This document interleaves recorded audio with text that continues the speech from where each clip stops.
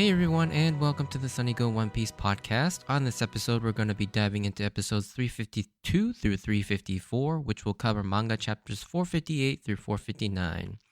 Only two chapters, but there's quite a bit in these episodes, so yeah, I have been waiting to talk about these episodes for a very long time. We finally get to the reveal of what compels Brook to fight so hard, and it is incredible. So yeah, synopsis. Moria, armed with Luffy's shadow, the 900th zombie Oars is finally awakened.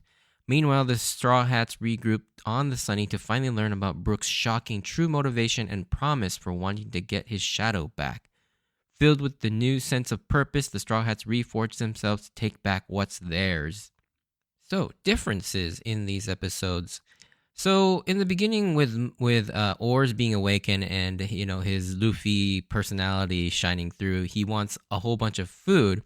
However, in the manga, he does get fed food from their stock of food. However, in the anime, there's this whole bit where they run out of food and they start feeding him from the food that they stole off the Sunny, and kind of him avoiding eating the salted elephant tuna. That is all added as filler in the anime. Next, the scene where Nami gets fitted for her wedding dress is mostly filler, as in the manga, it actually just stops just after the tailor pulls out the tape measure and everything. And then, yeah, after that is anime only, and this scene also takes place before they return to the Sunny. However, in the anime, it takes place after the trio awaken. And by trio, I'm talking about Luffy, Zoro, and Sanji. And the anime makes this scene so much grosser than it really needs to be. As you can't really blame Oda for this one, because the anime just takes it way further than it does in the anime. It's just really, it's unnecessarily like rapey again. And then lastly, this is pretty obvious, but we get to see flashbacks from episodes 62 and 63 to kind of reintroduce us and remind the audience of Laboon's meeting with the Straw Hats from a long time ago. And pretty much the entirety of episode 354, minus like the last 5 minutes, give or take, is filler. Alright, so with the differences out of the way, let's get into these episodes. So yeah, almost the entire first half of episode 352 is literally just devoted to watching Oars / Luffy's shadow eating.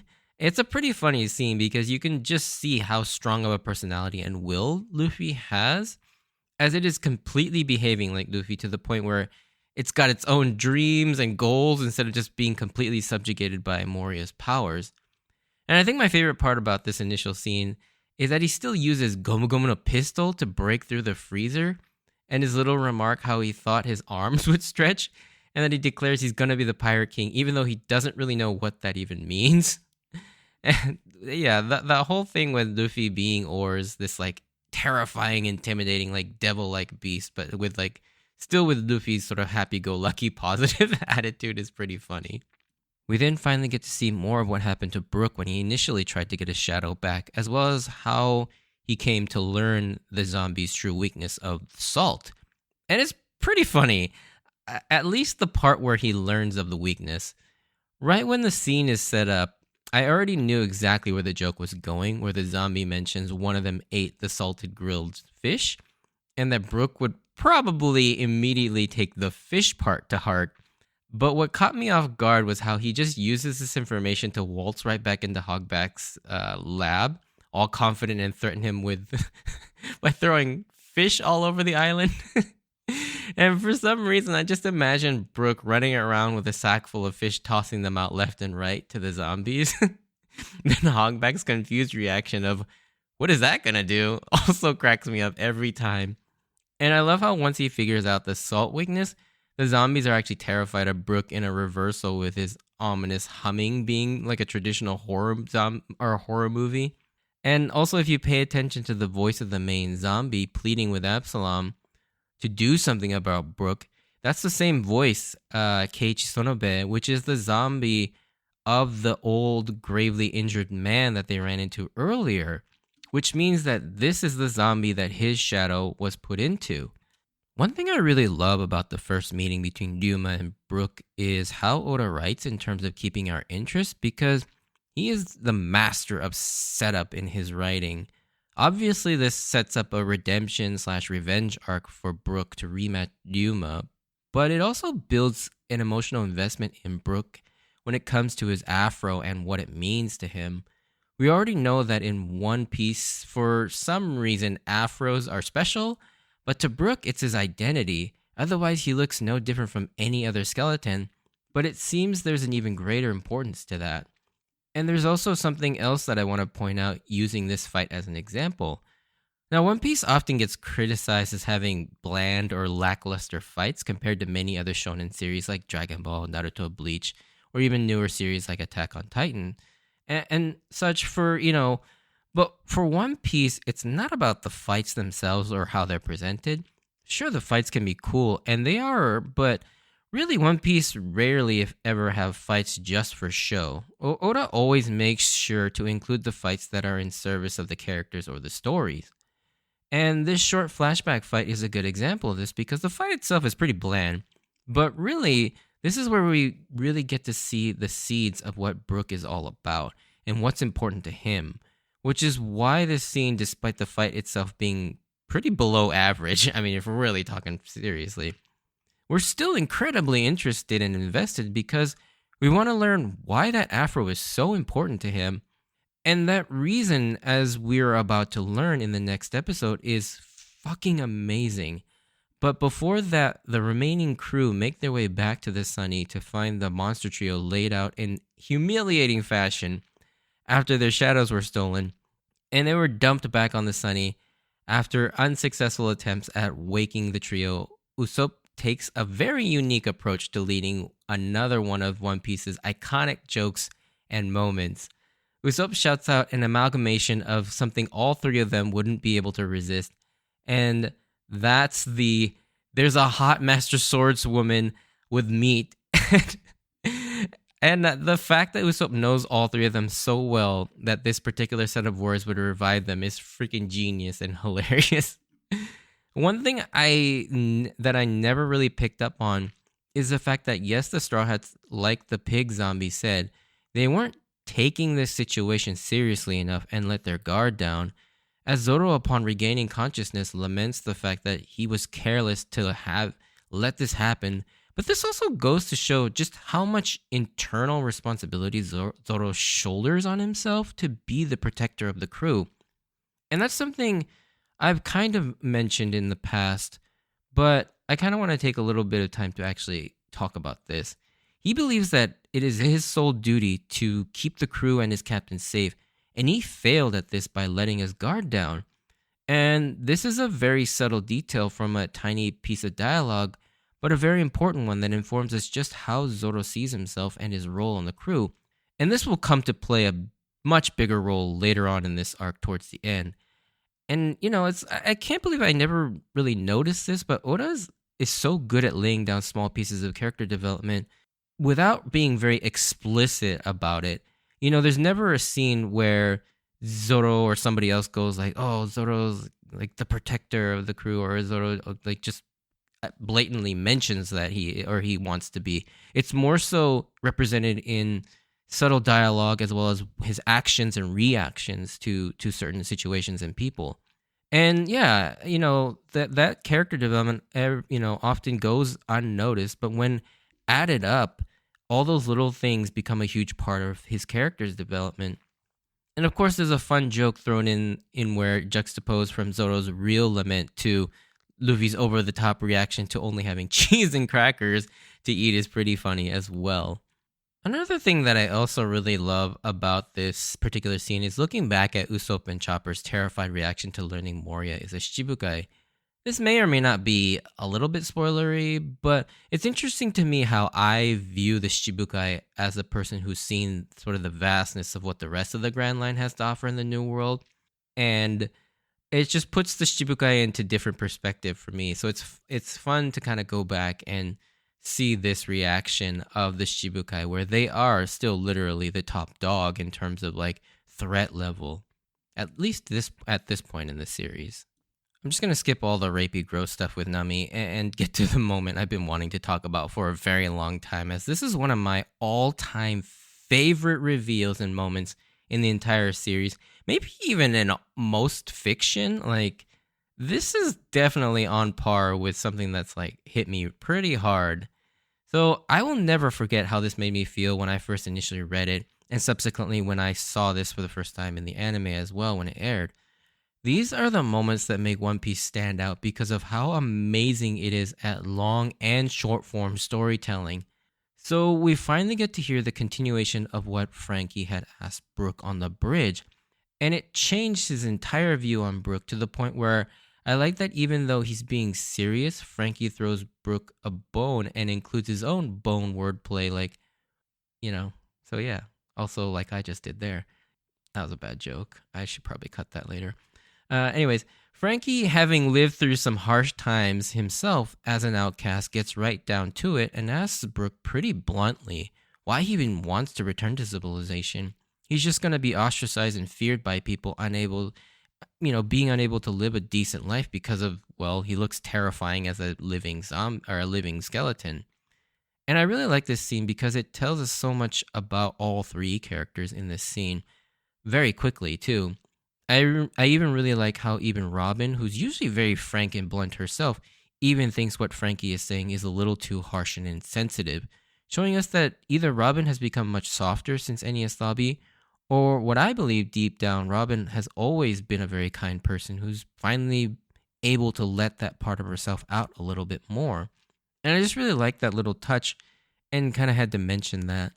I also love that Frankie basically sees right through Brook.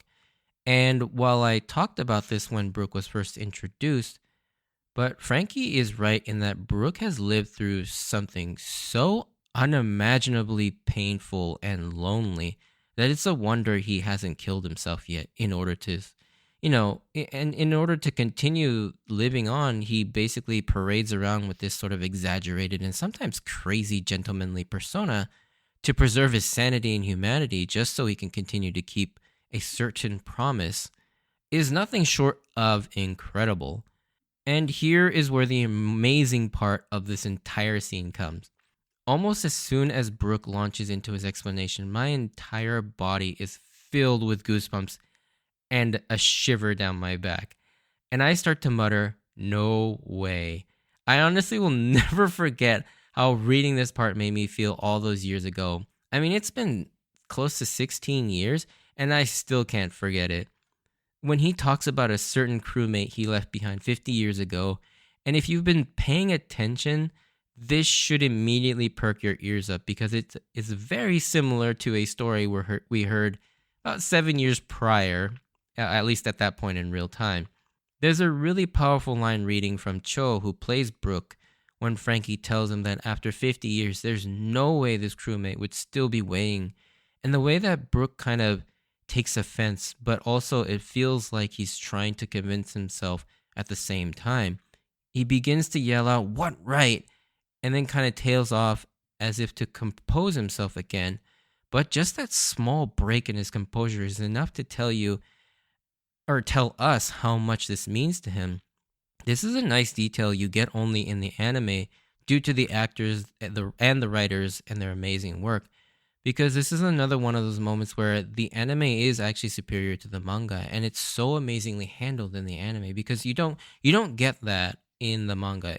Like, the word bubble doesn't even really accentuate that. It's literally just one straight line read if you read it in the manga, at least in the Japanese one. But yeah, you get that extra emphasis with Cho's reading of that line as he plays Brook.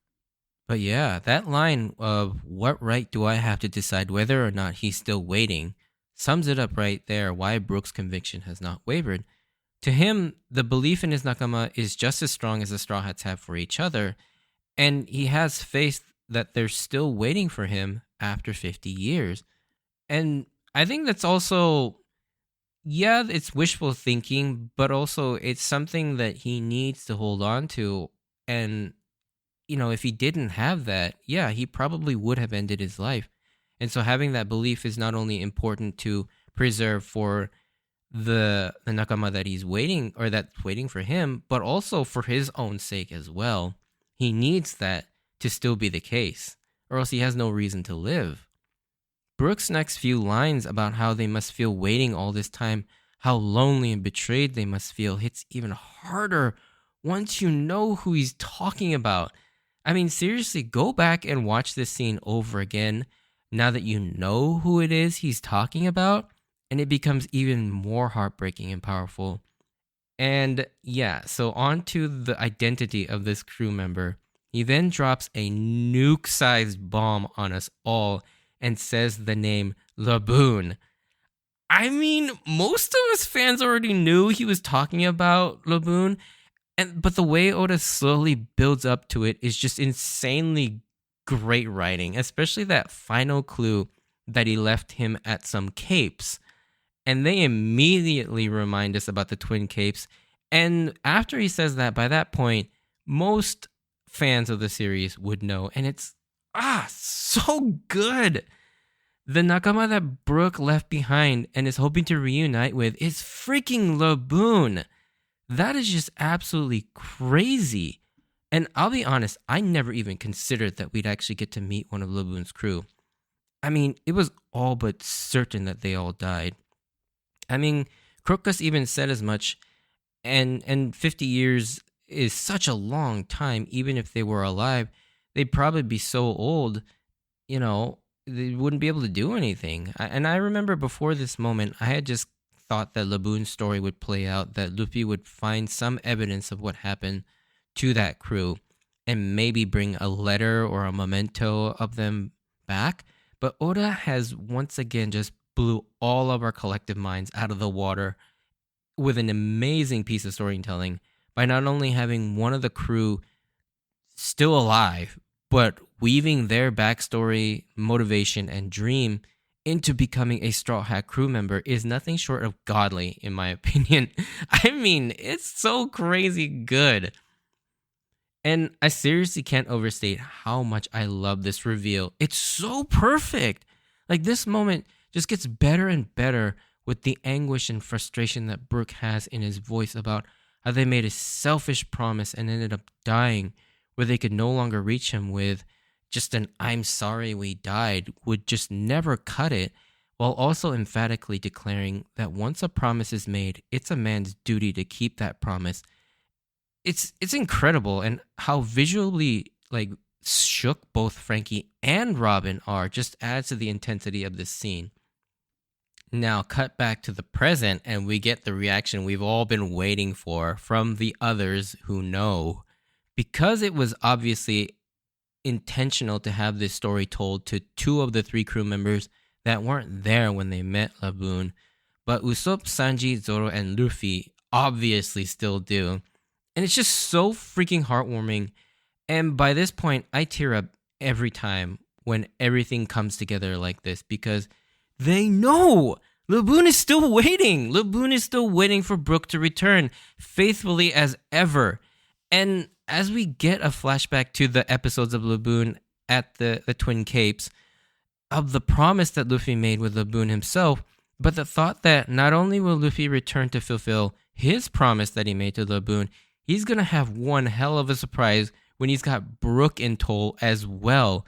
And I straight up bawl every time I read or watch this. Like, how can you not get emotional at this twist? This has been building for 7 years in real time, if you read it, as it was progressing.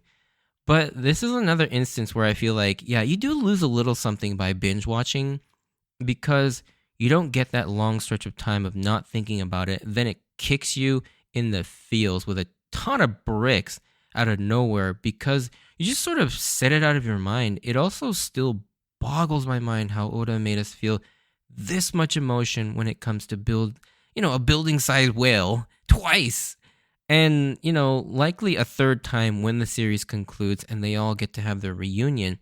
It's going to be on another level like nothing else. But yeah, now episode 354 is majority spent on reminding the audience about the story of Laboon, and is mostly just filled with scenes from episode 62 and 63. But there are still some awesome moments laced throughout this episode as they all remember Laboon, and I like that that they threw in a reference to one of my favorite gags, the don't gag with Grokus and Zoro and Sanji getting pissed off at him. But anyways, after all the flashbacks, we get to see a bit of Brook struggling against Yuma, and with the added context of why Brook values his afro so much, it makes this fight much more intense because to Brook, this is the only way Laboon could recognize him, and because Brook can't grow anything back, each piece of damage he takes feels that much more painful and intense to us, the viewer slash reader, because he can't grow anything back. Like, and when you see him like take a shot to his eye and you see his skull kind of crack, it's like, oh no, like what? He's going to continue to take damage. Like, is he ever going to be able to recover?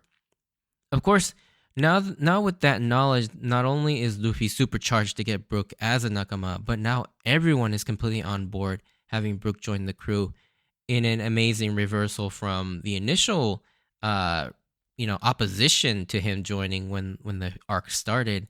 And yeah, I love that it's such an amazing culmination of all those things. Like even the setup where most of the crew were vehemently opposed to having Brook join the crew. Now everybody absolutely wants him. And I love seeing all those little threads just come together like that and pay off. And the cherry on top is the usually cautious Zoro is the first one off the ship ready to help Brook and take everything back, which is an awesome callback to how before Zoro had to be convinced to go into Thriller Bark, but now he's leading the charge. And I love how these sort of storytelling elements come together so freaking well just to get you right in the feels and pumped for Act 3 of Thriller Bark. I think the whole thing with Zoro just kind of adds like an extra dimension to him because you realize he's not just like this sort of like stoic badass meathead. He actually is a softie underneath. Like that story obviously got him emotional enough to want to get his ass off the boat and help Brook as soon as possible. And I'm sure the excitement of taking on a legendary samurai also has something to do with it as well. But it's just really cool to see that Zoro is the first one off the boat. One other last little side note that I wanted to mention about this whole part is how Luffy actually refers to Brook by his real name instead of some nickname like Skeleton Guy or something like that, how he usually does with random people he meets. And I know this isn't something new, but by now there's sort of a pattern that you begin to see that Luffy will refer to people by their real names to indicate that he has let them kind of into his sort of inner circle. And it's not exclusive to potential crew members either. It doesn't have to do with respect or liking necessarily because there are plenty of people he likes and respects that he still refers to by nicknames like Genzo, as he refers to him as the pinwheel guy, Igaram with the Chikua man, and then Gunfall is like the Sky Knight, and Iceberg, Ice no Sang or Ice Old Man. But then there are people he gets one step closer to in terms of relationships, like with Kobe. Like he always called Kobe by his real name, Johnny and Yosak and Baratier in Arlong Park, as well as Isa in Skypiea. Like these people for this group, Luffy for some reason gains an extra level of attachment to and actually calls these people by their real names. And it's always fun and interesting to see who Luffy chooses to refer by their real names as well as those who he decides to call them by basically their nicknames. But yeah, that brings to a close to one of my absolute favorite moments in One Piece. What can I say? This blew my socks off, and I can't wait to get into the climax of Thriller Bark because there is still so much to love about this arc as we get into the action part of Thriller Bark.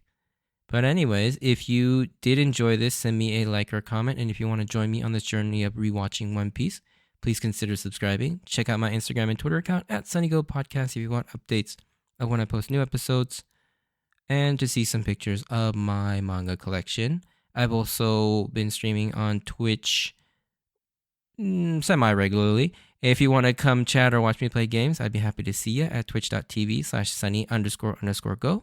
That's sunny 2 underscores and go. As always, I wanted to thank you for taking the time out to listen to my podcast. I just have a very, very tiny thing I wanted to mention in the spoiler section. It's not even really worth it. But if you're not interested in that, stay safe out there, and I hope to see you in the next episode. Bye.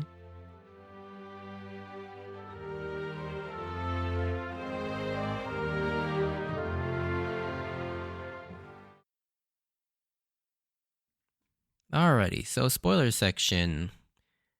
So really, the only thing I wanted to mention, and this is it doesn't even really warrant a spoiler section, but I just had to mention it, is the fact that later on in the series in Dressrosa, we actually do see another one of Usopp's lies come to fruition in the lie that he told to get the monster trio awake about the beautiful master swordswoman with meat. And this would actually kind of become true in the form of Rebecca in Dressrosa.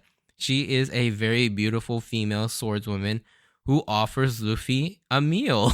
And it's kind of crazy. Like, I don't know if that was actually intentional, but it's funny in the sense that this turns out to be a real thing.